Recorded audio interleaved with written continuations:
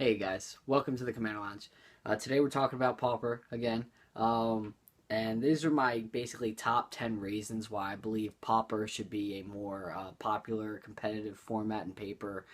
I honestly think Pauper should be among the highlighted formats like standard and modern for like bigger tournament play like Grand Prix and even Star City Opens and stuff like that, and maybe even Pro Tours. I mean, I know Pro Tours now they just want to be doing standard, but so maybe it's too late to do this video. But anyways, I'm just gonna give you guys the top 10 reasons why Pauper benefits everyone. Like it really does. It seems like it would benefit everyone if it was that kind of a format. And the first point and the main reason is because it's just a really cheap format. I mean, you can spend anywheres, I believe, from like $10 to almost $100 to build a Pauper deck, and that's pretty good for a constructed deck that can play pretty quick and can play almost like a legacy deck. But I know a lot of people are gonna say, yeah, but if it becomes popular, prices will rise on cards, and that's true. But at the same time, we're dealing with common rarity cards, and common rarity cards, even though they rise up, I mean, there are some expensive commons out there, but I don't think it would get to the point where it'd be backbreaking like standard, modern, and legacy is with their prices. And another reason also you don't have to worry about the prices too much is because the only bad thing I can say about Pauper is that we don't have good lands. Like that's it. Like we have all of our if we're playing dual lands, they're coming to play tapped, or we're gonna have to fetch with like a Terramorphic or Revolving Wilds. But other than that, like it's just amazing. So that's my first point is that it's just so much cheaper. Anybody can get into it. And next, this is for all the spikes out there. I know a lot of people. I mean, especially whenever I hear about the competitive players, whenever like the one time I played with one competitive player, he was, he opened his mind to the game and he just fell in love with it. He's like, oh man, I want to get, I'll try to get people to start playing it here and stuff like that. But while we were playing, another kind of spiky player came over and he was just like, he's just like, he's like, no, he's like, I'm not gonna build this and everything. He's like, this is dumb. He's like, you just play the best cards in common or uncommon. But the truth of the matter is, in every format you want to play the best cards. That's the part of the game is that you want to play with the best cards. So I thought it was a little redundant, but it's his opinion. So yeah, for all the spikes out there, my second point is that I believe it will show the most honest metagame if we allow this. If it was popular enough to be at like Grand Prix and stuff. If it was Paper Pauper was playing in all kinds of tournaments, we would see. I believe we would see a metagame that was just completely honest because mainly because of course of the price. People don't have to waste all their money just on one deck. Like you can once you get into Pauper, you can pretty much build all the decks and just find out what you like for that tournament coming up. I mean, yeah, metas will shift a little bit to the popularity of decks, but I honestly think with people having their choice and not just throwing all their money into one deck, it will give a more accurate. I believe it will give a more accurate reading on how the metagame would come out like with tournaments altogether. So I think that's something that any competitive player would be like, I would like to see that because it'd be interesting. So now my third point is that this is for the local game stores. I believe that even though you guys are gonna be like, oh man, if I do this, if I make this, they're gonna be buying like 10 cent, 25 cent cards off of me, like maybe $4 or $5 commons, but that's all. I like standard, modern, legacy because I'm selling. Sometimes I'm selling $100 cards. And that's understandable. But honestly, if you think about this, if you started doing tournaments once a week, it will actually let newer players and more seasoned players play the game together, which would make a bigger tournament because it will be bringing in the newer players and stuff to try out the format while bringing the spiky players back to just come and try to rake up the value at the same time of the tournament.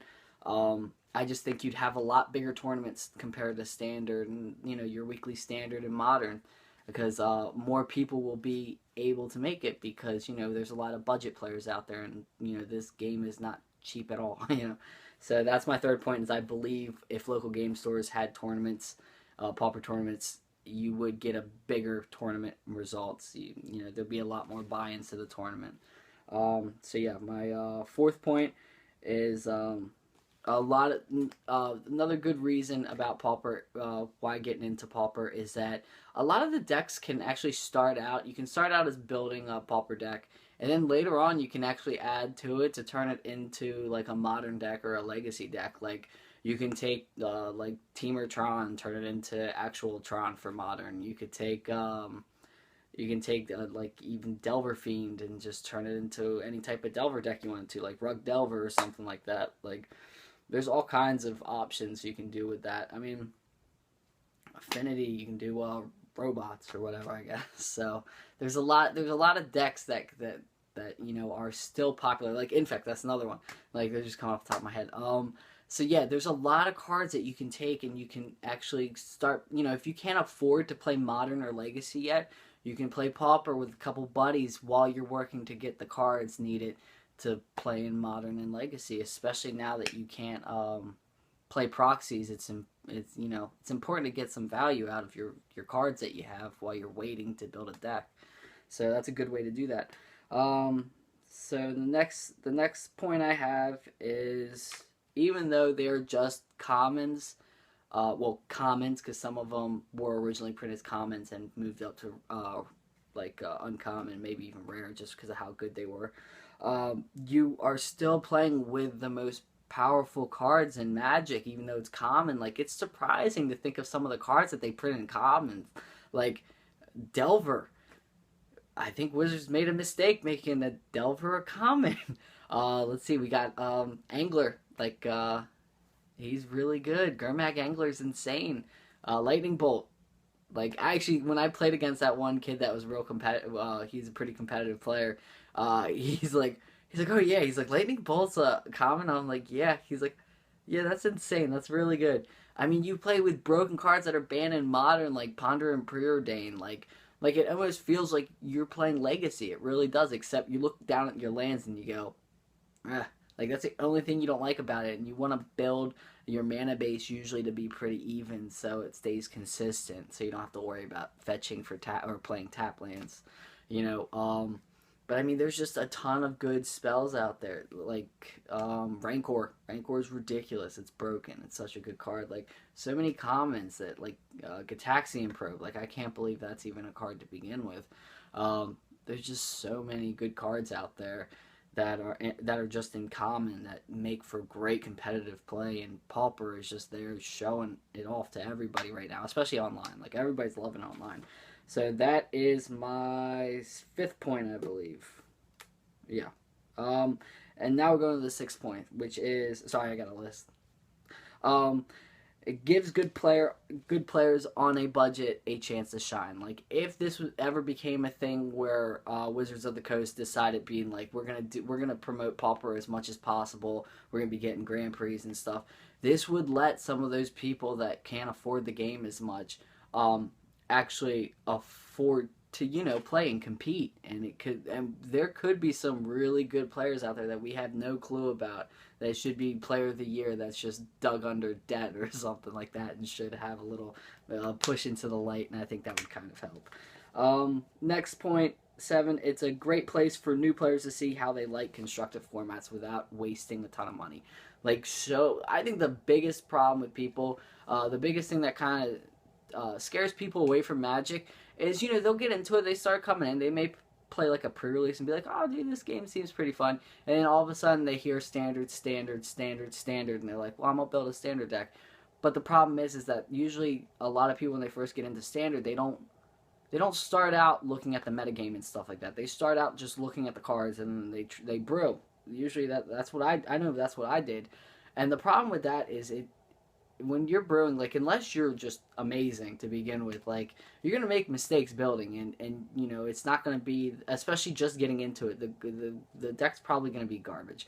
And depending on your local game store, you will get a very, very, very oppressive first opinion on the standard format. You're gonna play it and just get beat into the ground, go 0-4 or whatever, and you're gonna be like, that wasn't fun, And just to boot, you may play some spiky players that won't even conversate with you, and they're just in the game, which that's gonna happen every once in a while. That's life.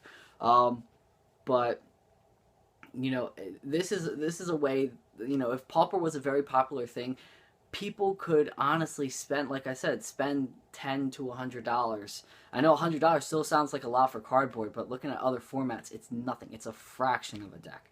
And honestly, I believe that newer players, when they play their pre-release after that, they should look into Pauper instead and be like, okay, well, I'm gonna build this deck for this much. I mean, and they can start out. It's not like the decks are crazy complex in Pauper either. They can start out with goblins or elves or even affinity can get kind of scary. I got an affinity that's more like the goblin deck. It's very all in on just going wide and stuff like that. But there's a lot of decks out there that are really good for new players, and I just think it's a great format for new players because of how cheap it is. It also goes back to the point one, which is Dutch cheap. So next one, this is point number 8. There are I know a lot of the other thing the one spiky player said while we were playing a game, why he wasn't going to get into it is because there's only so many decks you can play in that format, and that's not true. It honestly feels like because it's been so popular on MTGO for so long, you can go to MTG Goldfish and look up the Pauper metagame, and there are a ton of decks you could pick from. It's insane how many decks you can pick from. I mean, I think you just scroll down the first without looking at the next page. There's a good 8 or 9 decks. I mean, maybe even 10, up to 10 decks you could look into playing, and then there's even more after that. There's a ton of decks. I mean, off the top of my head, you can play any variant of Tron, which you can put a couple for that. You can play Mono Black Control. The most popular is Delver.